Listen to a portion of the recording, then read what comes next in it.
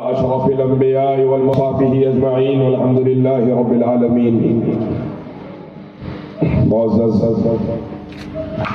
علماء کرام، مہمانان ذی وقار، بزرگان محترم، برادران ملت اسلامیہ، السلام علیکم ورحمۃ اللہ وبرکاتہ. میں کسی خطاب کے لیے اس وقت موجود نہیں ہوں، بس مہمانوں کے خطاب آپ نے سنے. میں بحیثیت میزبان مہمانوں کی رخصتی کے لیے بیٹھا ہوں، اور ماشاءاللہ کچھ لوگ اب بھی بیٹھے ہیں، اور ان کا بیٹھا رہنا یہ بتا رہا ہے کہ رات چاہے کتنی ضعیف ہو جائے، جذبات ہمیشہ جوان ہونے چاہیے. اللہ تبارک و تعالیٰ آپ کے جمع ہونے کو قبول فرمائے، اور اس نبی کے لیے جس نے پوری رات ہمارے لیے برسوں تڑپ کے گزاری ہے، ایک رات اگر ہم بیٹھ جائیں تو کیا بڑی بات ہے. اور ہمارا بیٹھنا بھی اس نبی کا صدقہ ہی ہے. اور ماشاءاللہ سرکار کائنات صلی اللہ علیہ وسلم کی شان اقدس میں بہت بہترین گفتگو آپ حضرات نے سماعت فرمائی. میں آپ حضرات کل کے متعلق گفتگو سماعت فرما رہے تھے، میں جز کے متعلق گفتگو کرنا چاہتا ہوں، کیونکہ جز کے بارے میں بولنا کل کے بارے میں بولنے سے الگ نہیں ہے. یعنی یہ مائک کے ایک ٹکڑے کے بارے میں اگر ذکر ہو رہا ہے تو خود بخود مائک کا ذکر اس کے اندر آ ہی جائے گا.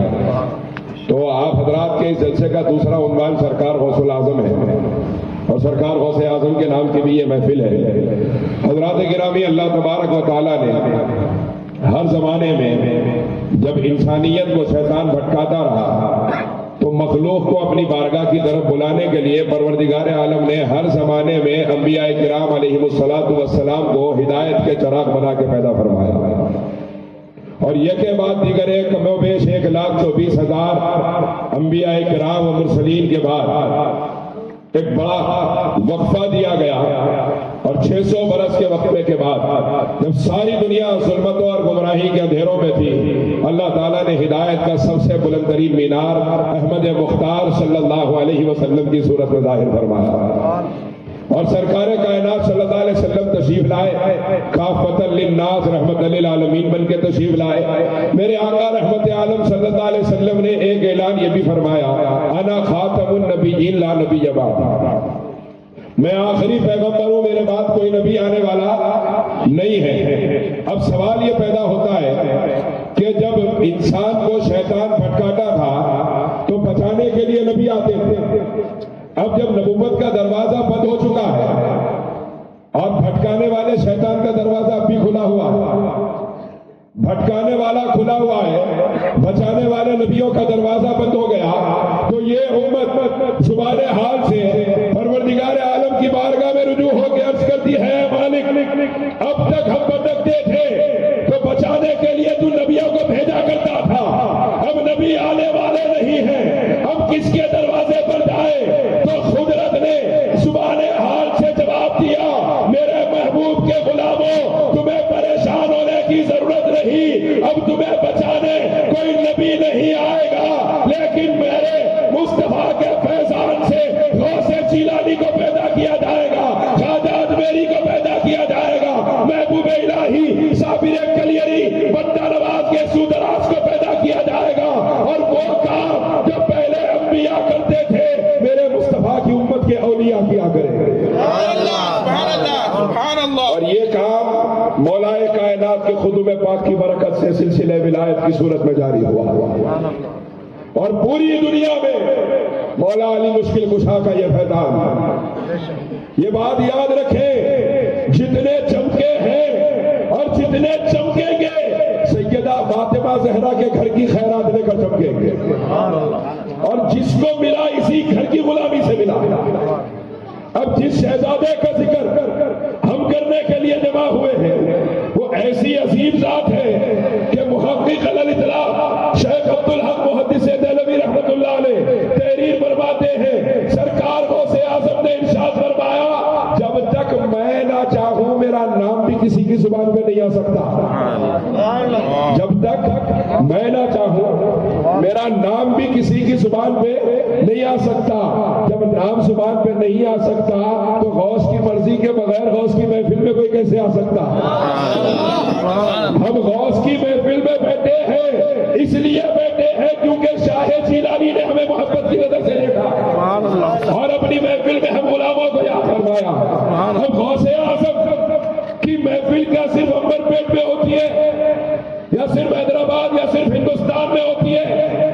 دیکھیے غوث کی محفل کہاں کہاں سجائی جاتی ہے، اور ناز کریے اپنے مقدر پہ کہ ہمیں اللہ نے غوث کی محفل میں بلایا، کون کون غوث کی محفل میں آیا کرتے ہیں۔ اور یہ محفل سجانے والے اپنی تقدیر پہ ناز کریں کہ اللہ نے ان کو موقع دیا غوث اعظم کی محفل سجانے کا۔ اب آپ غور فرمائیے، حضرت شاہ ولی اللہ محدث دہلوی رحمت اللہ علیہ، یہ وہ ذات ہے جس کو سبھی اپنا امام مانتے ہیں۔ اب اس امام کا عقیدہ دیکھیے جس کو سارے مکاتب فکر رکھنا امام مانتے ہیں۔ شاہ ولی اللہ محدث دہلوی رحمت اللہ علیہ کی ایک کتاب ہے کلمات طیبات، اس کے اندر شاہ ولی اللہ محدث دہلوی رحمت اللہ علیہ حضرت خواجہ مرزا مظہر جانے جانا رحمت اللہ علیہ کا ایک خواب نقل فرماتے ہیں۔ مرزا مظہر جانے جانا کون ہے؟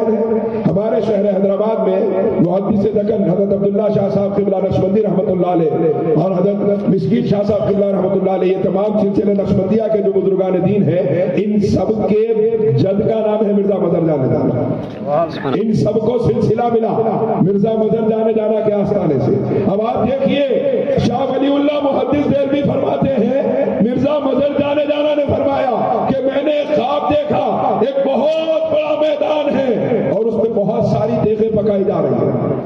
میں ان دیگوں کو دیکھتا رہا، پکوان دیکھا، میدان دیکھا، حیران تھا کہ میں کہاں گیا ہوں۔ اچانک ایک بہت بڑا چبوترا نظر آیا، میں اس چبوترے کے قریب گیا تو میں نے دیکھا کہ آقائے نقشبند سرکار بہاؤالدین نقشبند رحمت اللہ علیہ بیٹھے، میں نے دیکھا خواجہ باقی باللہ بیٹھے، شیخ احمد شریفی مجدد الفسانی بیٹھے، سلسلہ نقشبندیہ کے اکابرین سارے اس چبوترے کے اوپر بیٹھے ہیں۔ میں بھی جا کے اسی چبوترے کے کونے پہ بیٹھ گیا۔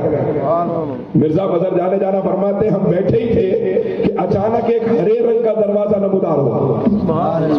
وہ ہرے رنگ کا دروازہ جیسے ہی کھلا، یہ سارے اولیاء ادب کے ساتھ کھڑے ہو گئے، یہ سارے اولیاء کی ارواح ادب کے ساتھ کھڑی ہو گئی اور سر جھکا کے کھڑے تھے کہ دو ہستیاں نورانی چہرے والی اس دروازے سے باہر آئی۔ مرزا مظہر جانے جانا فرماتے ہیں، شاہ ولی اللہ محدث دہلوی نقل فرماتے ہیں کہ میں نے پوچھا میرے ساتھ کھڑے ہوئے بزرگ سے یہ کیا ماجرا ہے، یہ پکوان کیسا ہے، یہ اولیاء کیوں جمع ہوئے؟ انہوں نے جواب دیا اے مرزا مظہر جانے جانا، کیا تم نہیں جانتے کہ آج عالم برزخ میں غوث اعظم کی محفل سجائی جا رہی ہے؟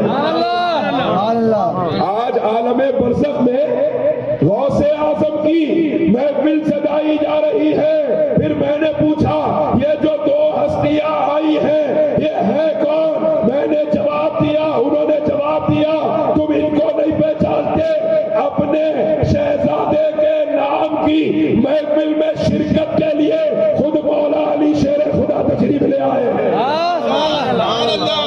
اور جس کا ہاتھ علی کے ہاتھ میں ہے وہ کوئی اور نہیں، سید التابعین خواجہ اویس قرنی ہے جو غوث کی محفل میں شرکت کے لیے آئے ہیں۔ ہم محفل سجائیں، میں یا آپ آ جائیں، اوقات ہی کیا ہے؟ غوث اعظم کی محفل میں مولا علی تشریف لے آتے ہیں، سبحان اللہ۔ غوث اعظم کی محفل میں اویس قرنی تشریف لے آتے ہیں۔ سرکار غوثیت محب کا فیضان پوری دنیا کے ہر خطے میں پھیلا ہوا ہے۔ پوری دنیا کا کون سا خطہ ہے جس پہ آپ کا فیضان نہیں ہے؟ ارے غوث اعظم کو اللہ نے ایسی شان عطا فرمائی ہے کہ اپنے زمانے میں پنجتن پاک کی پوری وراثتوں کا تنہا وارث غوث اعظم دستگیر ہے۔ سبحان اللہ۔ غوث اعظم ائمہ اہل بیت کی امانتوں کے امین کا نام ہے۔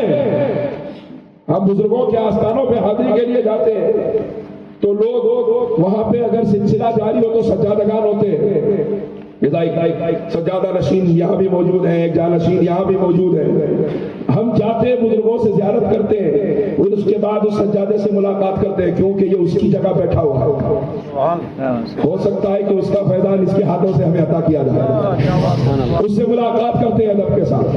میں آپ سے عرض کروں، سجادہ عربی میں اس جگہ کو کہا جاتا ہے جب کثرت سے سجدہ کیا جاتا ہے۔ عرب دنیا میں اگر آپ جائیں گے تو ہم جس کو جانماز کہتے ہیں اس کو سجادہ کہا جاتا ہے۔ سجادہ نشین اس کو کہا جاتا ہے جو اس جگہ پہ بیٹھتا ہے۔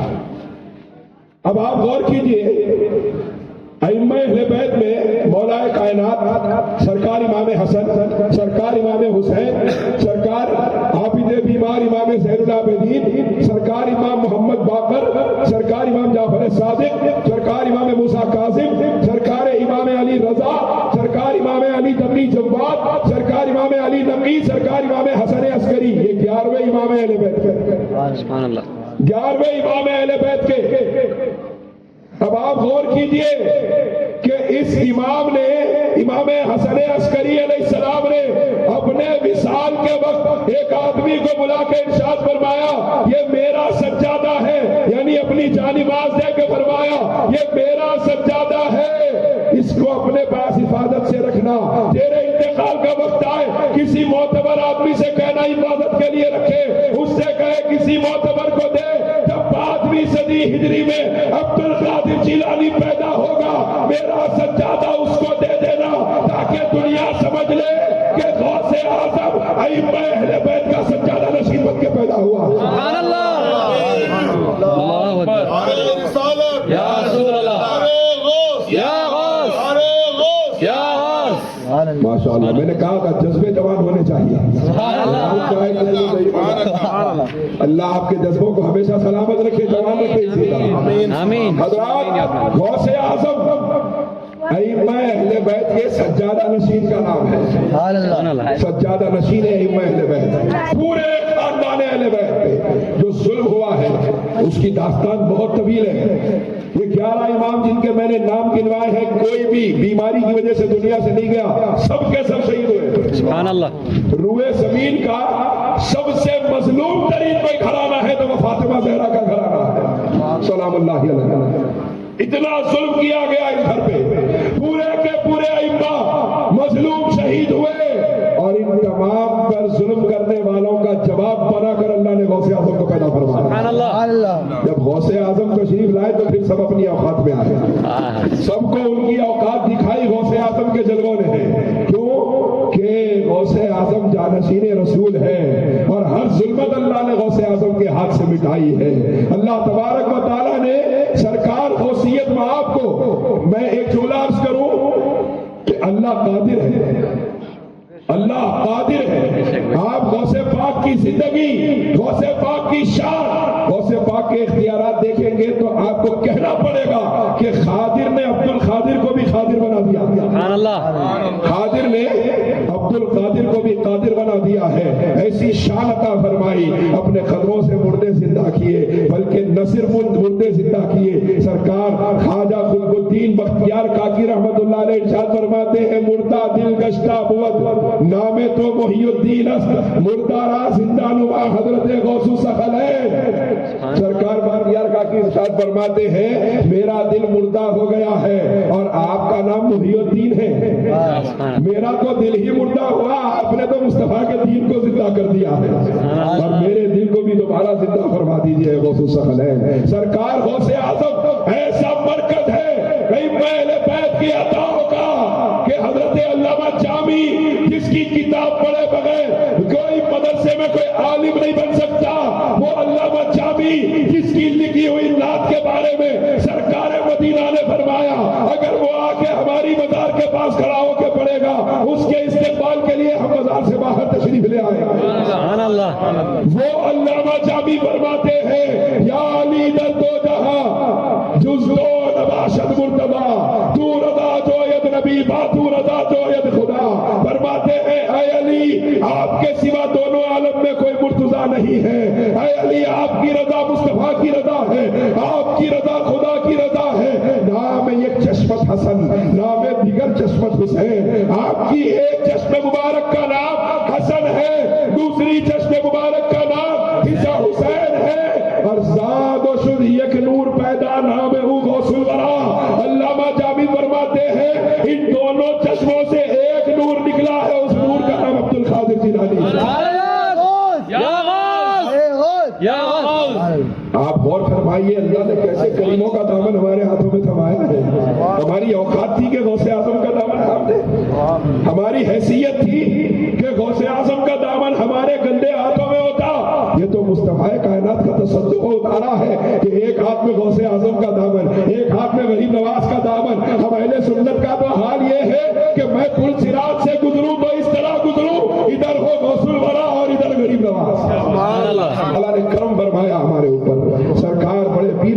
شان عطا فرمائی خلائد الجواہر کے اندر ہے، لکھا ہے کہ ایک مرتبہ سرکار غوثیت میں آپ خطاب فرما رہے ہیں اور حضرت خضر علیہ السلام جن کے ساتھ رہنے کا اللہ نے حضرت موسیٰ کو حکم فرمایا، سورہ کہف میں تھوڑی تفصیل موجود ہے، حضرت خضر گزر رہے، سرکار غوث اعظم نے ارشاد فرمایا اے اسرائیلی بیٹھو، اس محمدی کا خطاب سن کے جانا۔ سبحان اللہ۔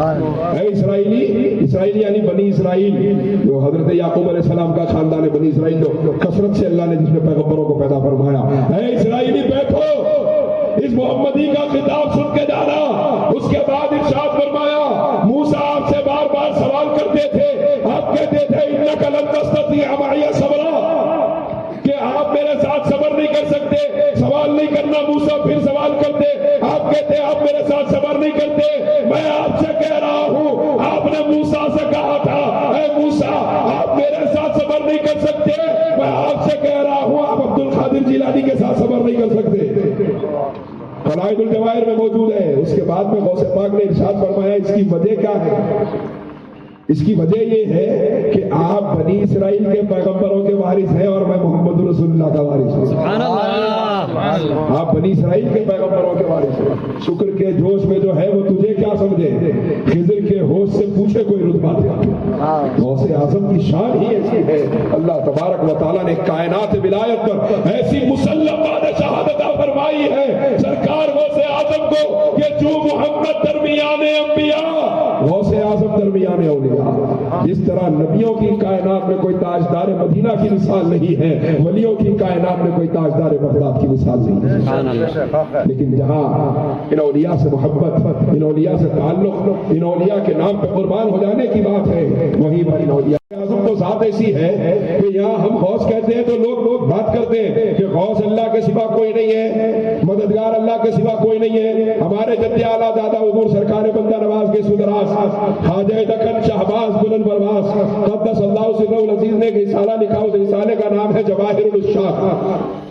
سرکار بندہ نواز فرماتے ہیں کہ اللہ تعالیٰ بھی جب مخاطب ہوتا تھا تو عبد القادر کہہ کے نہیں مخاطب ہوتا تھا، غوث اعظم کہہ کے مخاطب ہوتا تھا۔ یہ شان غوثیت معاف کی۔ سرکار غوث پاک کی تعلیمات کی طرف اگر آپ دیکھیں گے، پوری زندگی میں کہیں بھی کوئی بھی عمل کوئی ثابت نہ کر پایا کہ خلاف شریعت و سنت محمدی سرکار غوث اعظم کا ہوا پوری زندگی۔ اور شریعت میں سب سے افضل عمل کیا ہے؟ نماز۔ ایک آدمی غوث پاک کی بارگاہ میں آیا، خانقاہ میں آ کے کہنے لگا کہ غوث پاک، اچھا مشکل بھی وہ سنا رہا جو ہم سب کی مشکل ہے، آج کل 90% لوگ اس پہ پریشان ہیں۔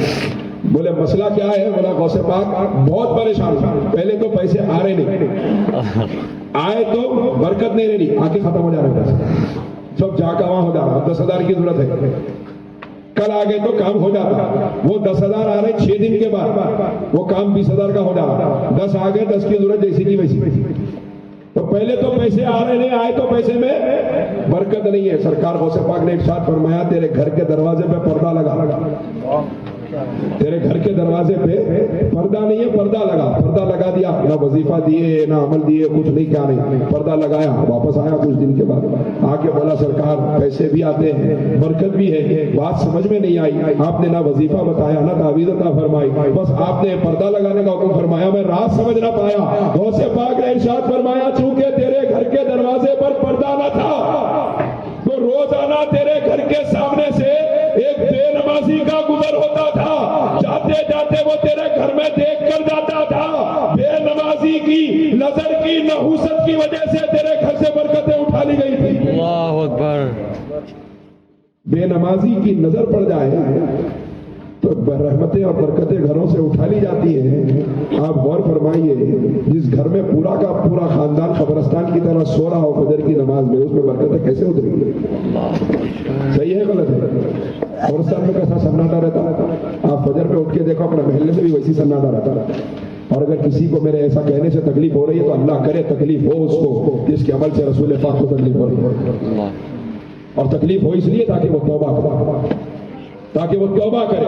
یہ میرا مزاج نہیں ہے کہ میں کہوں میں معافی چاہتے ہوئے آپ کو کہہ رہا ہوں کہ ہم نمازیں نہیں پڑھ رہے، نہیں، غلطی آپ کریں، میں کیوں معافی مانگوں؟ جو غلطی کرے چاہیے وہ اللہ سے معافی مانگے.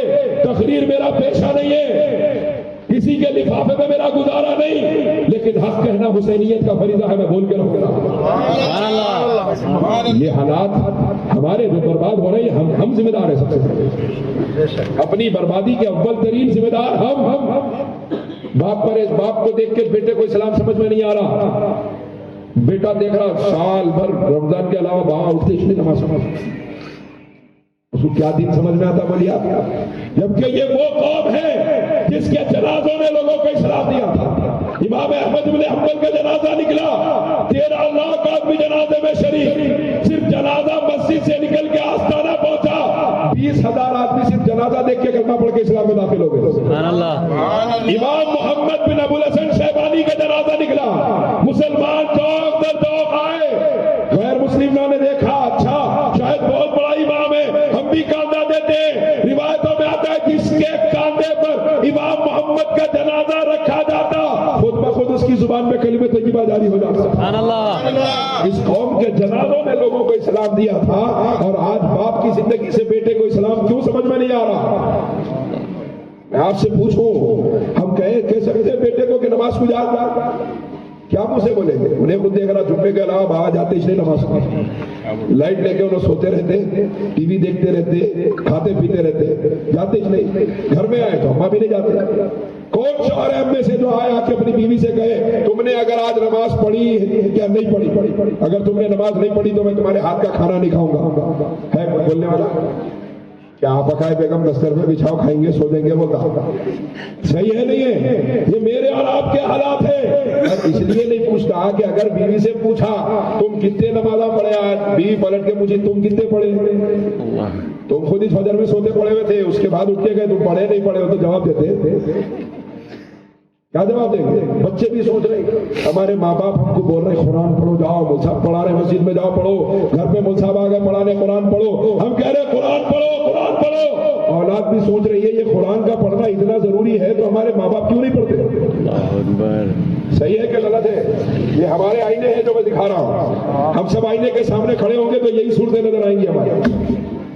اللہ کرے کہ توبہ کی توفیق عطا ہو جائے. غوث اعظم کے صدقے اللہ توبہ کی توفیق عطا فرمائے. سرکار غوث پاک نے پوری زندگی میں کوئی عمل شریعت و سنت کے خلاف نہیں کیا ہے, اور ہم غلاموں کو بتایا ہے کہ اگر تم سمجھتے ہو کہ میرا دامن تمہارے ہاتھوں میں ہے تو تمہارے اوپر لازم ہے کہ میرا طریقہ تمہاری زندگیوں کے اندر رہے. ہم اس کا کھا گئے اس کا کھا گئے. لینڈ گریوروں کی کمی نہیں ہے ہمارے پاس, سود خوروں کی کمی نہیں ہے ہمارے پاس, حرام کھانے والوں کی کمی نہیں ہے. ہر 4 گھر کے بعد ایک سود خور کا گھر. کتنے لوگ مارواڑی کے رہن سینٹر پہ جا کے کھڑے ہوئے نظر آ رہے ہیں ہمارے پاس. اس کے بعد ہم بول رہے ہیں ہم جو کر رہے بھائی, مگر حالات کا خراب ہو رہے ہیں, ملک کے سمجھ میں نہیں آ رہا. پر مصیبتیں ختم ہی نہیں ہو رہی. آپ لگاتار اللہ کو ناراض کرتے رہیں گے. غوث پاک پوری زندگی آپ کے طریقے کو چھوڑ کے گزارا, میری شفاعت فرما دیجیے. یہ ہمارا انداز ہے. یا رسول اللہ پوری زندگی آپ کی سنت و شریعت کے خلاف گزارا, حضور میری شفاعت فرما دیجیے. یہ ہمارا انداز ہے. یقیناً سرکار شفاعت فرمائیں گے, یقیناً انشاءاللہ غوث پاک شفاعت فرمائیں گے, غریب نواز شفاعت فرمائیں گے. لیکن شفاعت کے لیے ان کے آستانے میں حاضر ہونے کے قابل صورت تو ہو ہماری, کچھ تو صورت ہو کہ میں کچھ تو کر کے آئے.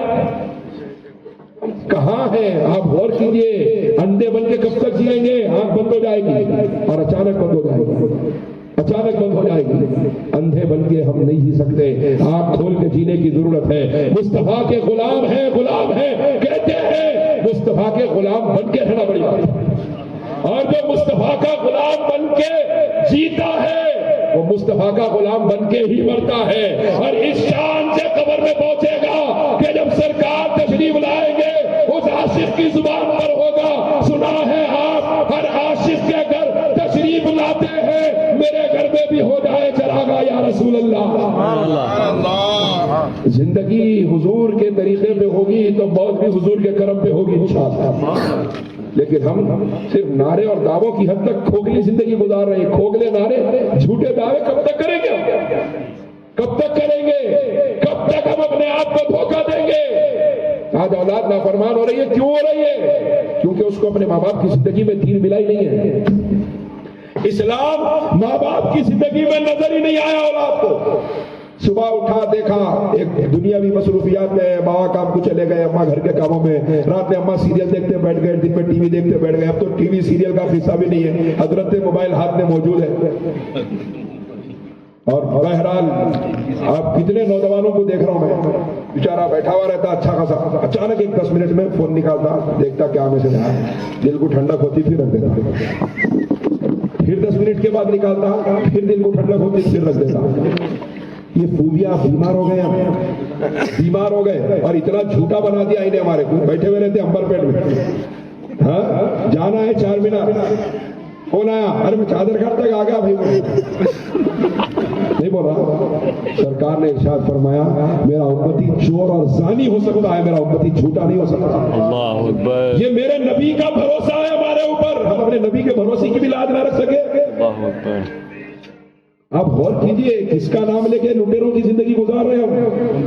تو آج سرکار غوثیت مآب کے، سرکار کائنات کے اور سرکار غوثیت مآب کے اس عظیم جلسے سے آپ کی خدمت میں یہی گزارش کرنا چاہتا ہوں کہ جن کے ناموں پہ ہم جمع ہوئے ہیں، انہی ناموں کا آپ کا واسطہ خدا کے لیے توبہ کریے، ان کے نقش قدم پہ چلنے کی کوشش کریے۔ اللہ کرے کہ ہمیں سمجھ میں آ جائے کہ ان کے نقش قدم کے سوا عزت کا کوئی اور راستہ نہیں ہے، صراط مستقیم کوئی اور نہیں ہے۔ دونوں عالم میں عزت تو کامیابی کا اگر راستہ ہے، فقط آمنہ کے لال کی سنت و شریعت کا راستہ ہے۔